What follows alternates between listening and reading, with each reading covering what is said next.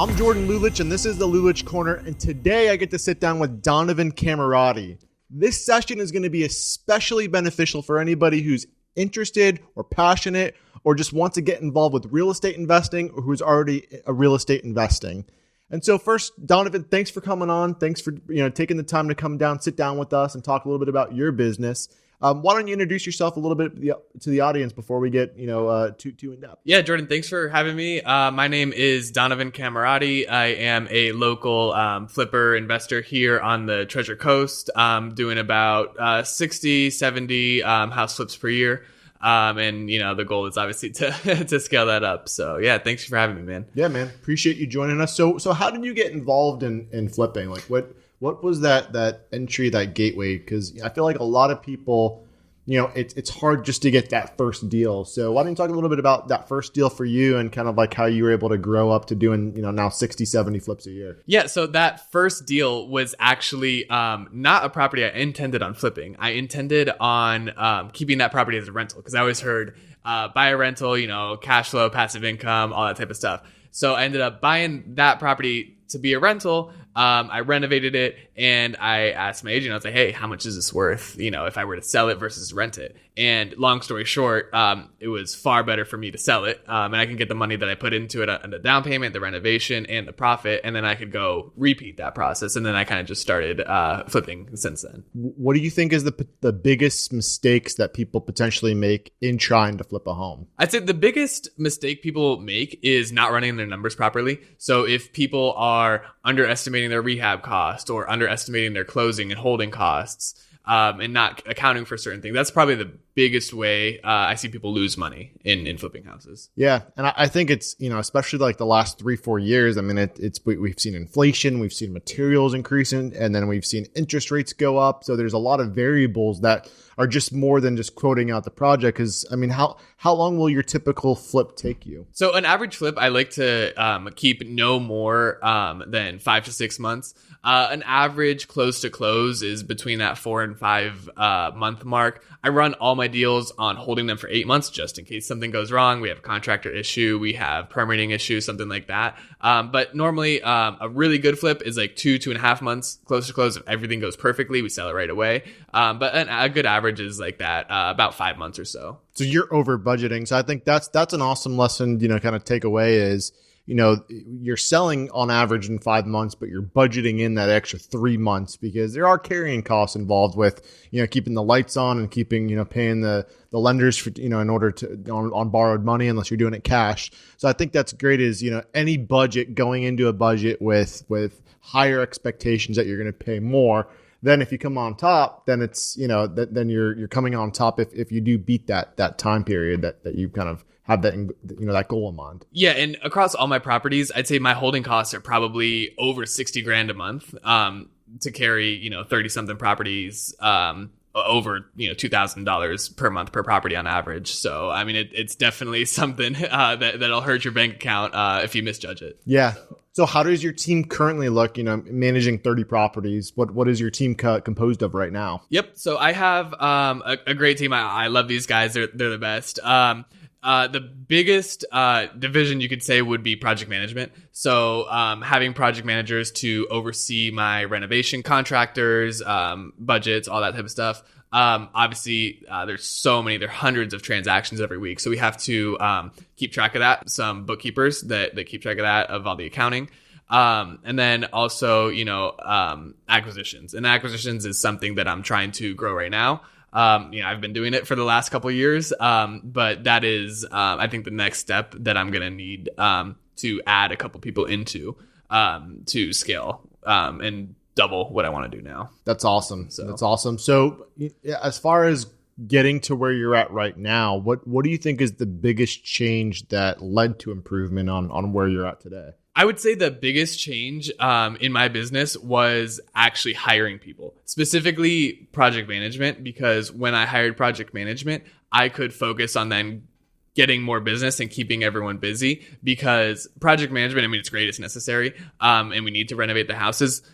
but that's not really a money-making activity. The money-making activity is going out and bidding new jobs and locking up some of these deals, and then I can keep the guys busy. So when you say project management, what do you mean by project management? Because that, like you said, it takes up a lot of time. So it's probably a trap that people fall into where they're managing their own projects, and then you're so focused on that deal, then when you close that deal, you don't have anything lined up to go into next. So in order to free up that time, like specifically what responsibilities are involved for a project manager? Yeah, the responsibilities for my project managers are essentially scheduling all the trades, all the subcontractors to go to the job. They need to get materials to the job, and they need to oversee the project to make sure everything goes according to plan, on time and on budget. Because like I said before, our holding costs are adding up. It's hundreds of dollars a day, usually on any given house. And then, they got to watch the budget. They got to,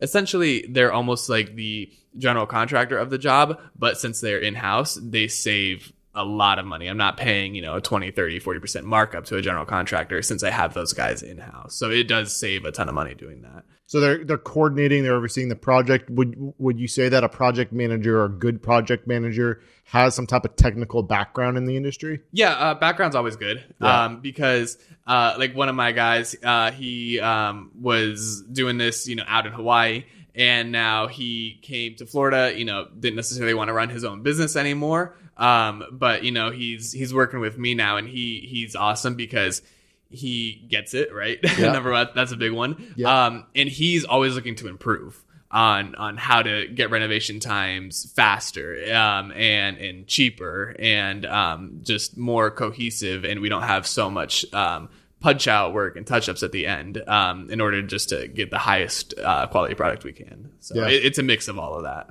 Obviously, there's some secrets that you probably wouldn't reveal, but what could you say for someone who's looking for that first deal? I mean, what could you say? What advice could you give someone that's looking for your first deal? Because deals, especially over the last few years, have been harder to come by. They've been harder to find. So, if for that person who's been struggling to find that first deal or second deal or third deal, what advice would you give them? Yeah, so anyone looking to get their first deal in real estate, I'd say, how many offers are you making? Are you making 3, 4 offers? Well, that's why you're not getting a deal, right? Go out there and make 100 offers. You'll find a deal out of 100 offers. So definitely just make a bunch of offers. You're gonna get 99% no's, but eventually it's that 1% that'll stick, and then you'll actually get paid on that. And so sometimes you're offering tens of thousands of dollars, under what the property's currently listed for. Yeah, I mean, for houses that are listed on the MLS, I mean, my average is probably $50,000 below the asking price. And it depends. Some of them are actually over, but most of the time sellers are a little bit unrealistic with their expectations. So you have to kind of talk them into it and explain why the number is what it is. So we're sitting here, it's June of 2024 that we're having this conversation, and where do you think, because you primarily cover what, Indian River County, St. Lucie, Martin, and Brevard? Are those your 4 primary counties? Or yeah, so I'll flip mainly in St. Lucie and Indian River County. Those are my 2 biggest ones. But I have properties in Martin County, Brevard County, and even a few down in Palm Beach County as well. So Treasure Coast and Space Coast. Yeah. So looking at the Treasure Coast and Space Coast, what have you seen in the last 6 months to a year as far as the market goes, the economy, from an investment standpoint? Do you find that there's more deals out there? Do you find that sellers are more flexible as far as coming down on price, or what trends have you seen in the last 6 months to a year? Especially the last 6 months, I would say sellers are way more motivated than they used to be. It's not so easy for people to sell their house, especially if it's not in that good of shape. Much more difficult for people to sell their house. So people are willing to take bigger discounts on properties in order to just get it sold. Right. That's definitely what I've seen. Because of that, there's more opportunities to find deals now. Yeah, absolutely. It's 100%. It's a lot easier to find deals, but now not to sell them. It is harder to sell them. There is a caveat. Yeah. It's definitely easier to find deals this last year than it was in 2021, 2022 when the market was just super hot. And if you price the property right and it's nice and it's in a good area, it'll still sell relatively quickly. But I there are some that sit, right?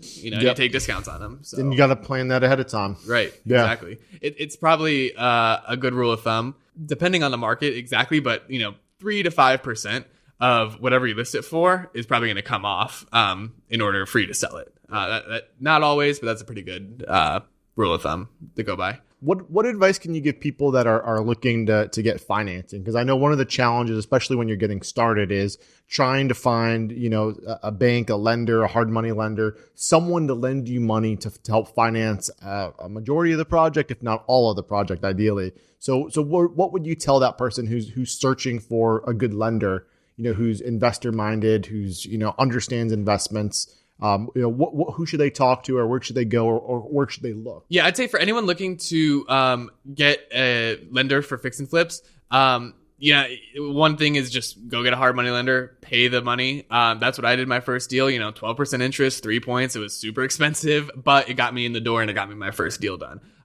What I do now is I get private money, right? So individuals that maybe have retirement accounts or just have a lump sum of money that they want to put to work.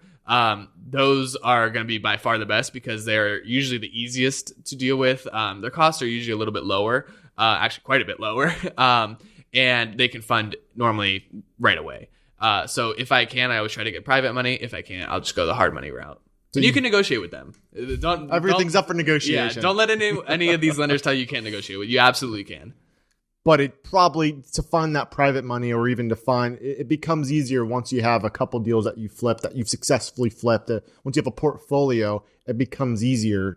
Would you? 100%. Yeah. The more properties you flip, the cheaper the money is going to get, the faster they will fund you, and the more flexible they'll be on the terms. So, I mean, you got to do a few, pay the money on them. But, once you do like that 5 to 10 plus, you're going to get the best terms. Well, Donovan, in wrapping things up, is there anything else you wanted to give advice or to share with people about your business or about what you do? Yeah, I would say the best thing you can do in your business is to surround yourself with a good team of people. That is going to be the most important lesson. So, if you don't take anything away from this, take away that surround yourself with good people, because the people that you have will make or break your business. They're going to be the ones, running the day-to-day of things. They're going to be interacting with people. And at the end of the day, they're going to have your name on it. So, definitely surround yourself with good people. That's probably the best piece of advice I could give. And what do you think about